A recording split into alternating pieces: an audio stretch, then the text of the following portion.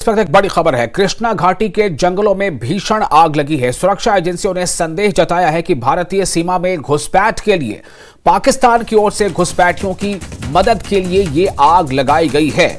इलाके के आसपास सुरक्षा बलों ने चौकसी बढ़ा दी है। इस वक्त पुंछ से एक अहम खबर आपको दे रहे हैं। जम्मू कश्मीर की पुंछ से बड़ी खबर। कृष्णा घाटी के जंगलों में भीषण आग लगी है। सुरक्षा एजेंसियों ने संदेह जताया है कि भारतीय सीमा में घुसपैठ के लिए पाकिस्तान की तरफ से घुसपैठियों की मदद के लिए यह आग लगाई गई है। इलाके के आसपास सुरक्षा बलों ने चौकसी बढ़ा दी है।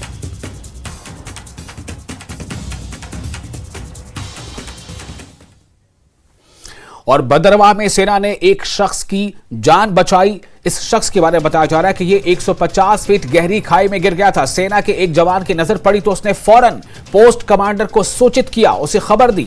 बटालियन की ऑपरेशनल टीम फौरन ही मौके पर पहुंची। इलाका बहुत दुश्वार गुजार था, कठोर था, दुर्गम था।